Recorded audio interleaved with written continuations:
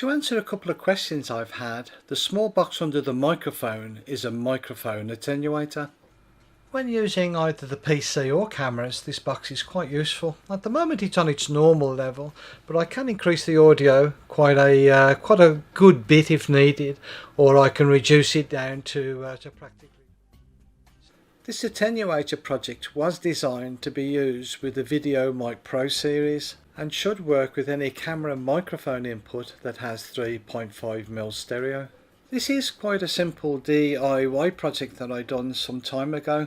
I have kept all the information, so I'll give you that now in case you want to make one of your own. The circuit is quite simple and you will need soldering skills to do this project. In the past I've made quite a few of these at various sizes. I've made some templates here that you can probably use using a screen grab and printing them for your own use. The box itself can be any size you wish. You can either 3D print it or you can buy them on Amazon or eBay. For the purposes of the video now, I've chosen the 75 by 50mm. This is a nice big size, so hopefully you'll be able to see what we're doing. Okay, so the things that we need first, obviously the box. Now you can buy audio leads already made up. These normally have a 3.5mm plug on both ends. Or if you want to make your own plug up, there is the wiring connections for you. The cheaper of the two options was to buy the ready-made ones and cut the wire in two.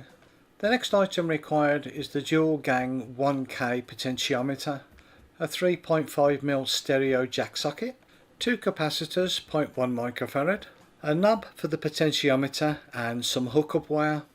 I have put some links in the description below for these. There are no hard and fast rules on how to make up this attenuator, but to make things a little bit simple, I did make a template or two. You can probably use a screen grab to grab these. Once you've printed your template out, simply use a piece of clear Fablon as shown. This will just help protect the front of the box when completed. To stick this to the box, simply use some double-sided sticky tape. I did find this a lot better and a lot easier to fit, as using wet glues can soak through and spoil the graphic on the front. The double-sided sticky tape can be found in many places. Remember, select the template that's going to fit your box. Once you have the clear Fablon stuck on the front and the double-sided tape on the back, simply cut out the graphic as shown. I normally leave a bit of the black line on to hide the cut marks. If needed, you can use a black marker pen around the outer edges of where you've cut. Ensure that the double-sided tape is securely pushed onto the paper template. Peel back the top protective paper but leave the other two on, peeling back the corners of the protective paper for later on. Carefully line up and square up on your box and stick the first section down. Once this is in place, you can peel back the other two protective papers and stick the template on completely. The plus sign inside the circle is where you will drill your holes. You will also need a little bit of masking tape to mark the outer edges as shown. This will make it easy to mark where the holes have got to be and also protect the box when drilling. All the sizes I've given you here are just for guidance, so make sure and check that the components that you are using correspond to the size of the holes that you're putting inside your box. Now that the holes are drilled, we can concentrate on building up the inside. With the solder connections towards us, connect both the left, upper and lower connections together, then add a little bit of solder. To make things a little easier later on, I found tin in both the connections on the upper and lower of the potentiometer. Cut and solder one of the 0.1 microfarad capacitors to the centre of each of the upper and lower potentiometers. There is a small locator lug that we do not need, so this can be cut off. By adding as many wires as we can at this stage makes things easier for us when fitting or trying to solder inside the box. Solder your connection wire now to the 3.5mm socket. Take your time when doing this and double check with the circuit diagram. As mentioned earlier, I did use a ready-made lead. By cutting that in two, the colours I had were yellow, white and red. Yours may differ, so the hookup wire may be different in your situation.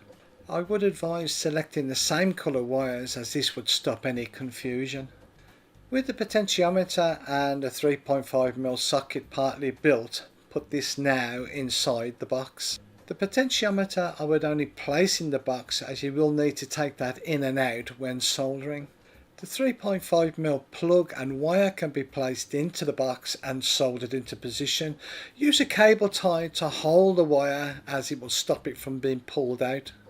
Once the wiring has been completed, double check your work, make sure that there are no shorts or breakages. Tighten up the 3.5mm socket and also the potentiometer.